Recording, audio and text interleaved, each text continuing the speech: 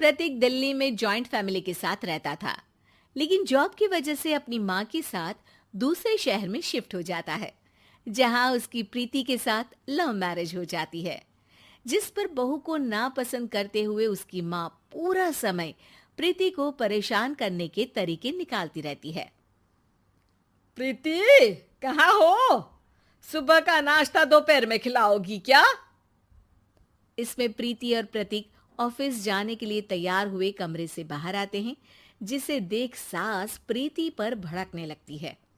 महारानी, तुम सुबह सुबह तैयार होकर घर का सारा काम छोड़कर कहाँ चल दी? जी वो ऑफिस। हैं? तुम ऑफिस जाओगी तो घर में जो सफाई, नाश्ता, खाने का काम है वो क्या मैं करूंगी? माँ, मैंने उससे वादा किया था कि वो जॉब कंटिन्यू कर सकती है। अरे वाह जी वाह, दोनों आपस में सलाह कर फैसले ले लिए। मैं क्या यहाँ बेवकूफ बैठी हूँ? मुझसे पूछना किसी ने जरूरी नहीं समझा? मम्मी, आप फिक्र ना करें, मैं आज ही रेजिग्नेशन दे दूंगी। प्रीति ऑफिस के लिए चली जाती है और अगले दिन से जॉब छोड़ घर के कामों में लग जाती है, लेकिन साथ ही उदास भी रहने लगती है, जिसे देख प्रतीक को अच्छा नहीं लगता। मुझे पता है तुम्हें अपनी जॉब कितनी पसंद थी। आई एम सॉरी प्रीति। अरे कुछ नहीं होता, बस मम्मी खुश रहनी चाहिए। अब प्रीति अपनी सास को खुश करने और उनका दिल जीतने की जी तोड़ कोशिश करती रहती है, पर सास कभी उससे सीधे मुंह बात तक नहीं करती। इसी तरह दिन बीतने लगते हैं। एक शाम प्रतीक ऑफिस से परेशान घर वापस आता है।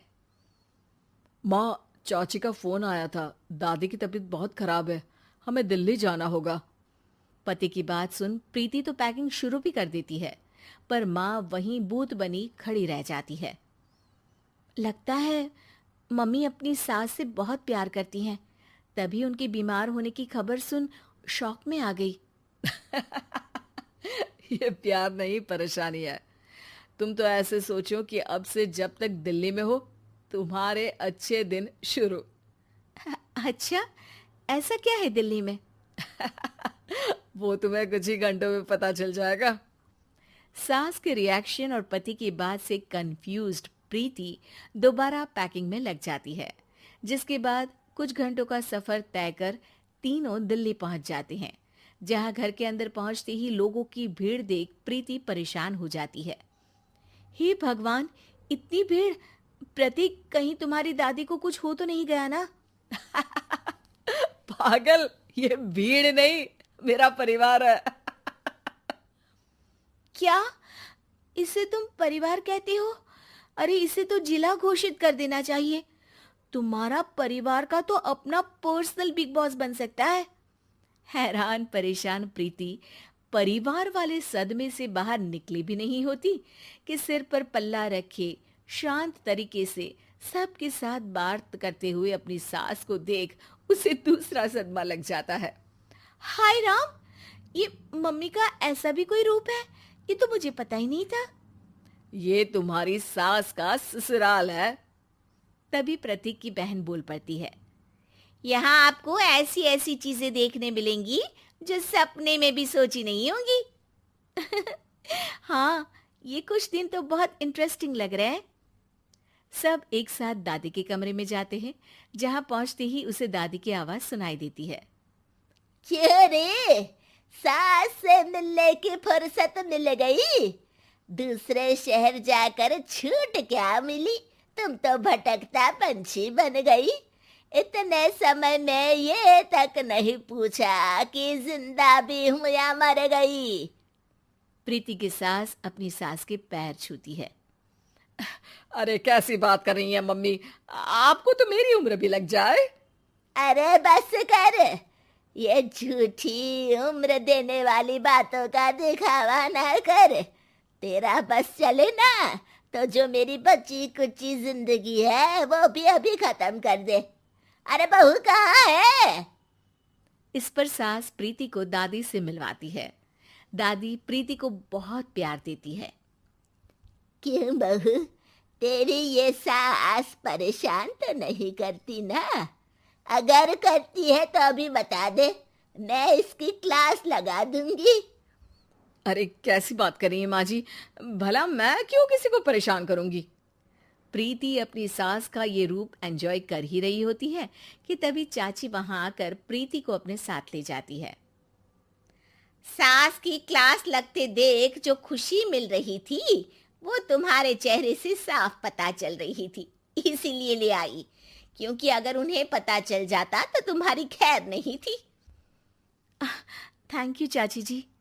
चाची और प्रीति घर में झूले पर बैठी बात कर ही रही होती है कि उसकी सास भी वहां आ जाती है। मतलब यहाँ सारा काम मैं करूं और तुम बैठी हंसी ठिठोली करो? अरे चलो जाओ खाना बनाओ। सास प्रीति को डांट कर काम करने भेज देती है, जिसे दादी देख लेती है और एक बार फिर सासू माँ की क्लास लग जाती है, जिसे पूरा परिवार मजे से खड़ा होकर देखने लगता है। क्यों रे, मैंने तुझे काम बोला और तू उस बच्ची को परेशान कर रही है।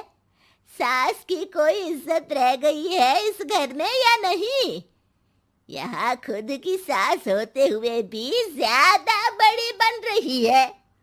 अब नहीं मम्मी जी, मैं तो बस थोड़ी मदद के लिए बोल रही थी। सास रसोई में जाकर काम करने लगती है और दादी प्रीति को लेकर वहां से चली जाती हैं। इसी तरह एक हफ्ता बीत जाता है, जिसमें दादी अपनी बहू को डर, इज्जत और प्यार का फर्क समझाती रहती है और प्रीति उसका मजा लेती है। वापस जाते हुए दादी प्रीति और उसकी सास दोनों को अपने पास बुलाती है।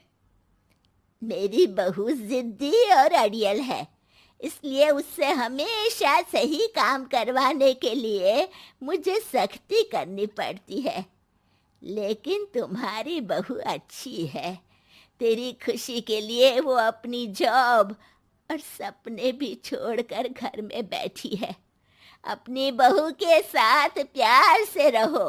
और प्रीति, अगर अभी भी तुम्हारी सास परेशान करे ना, तो फिर तुम्हें पता चल ही गया है कि शिकायत कहाँ करनी है। जी, अपनी सास के ससुराल में उनकी सासू माँ के पास।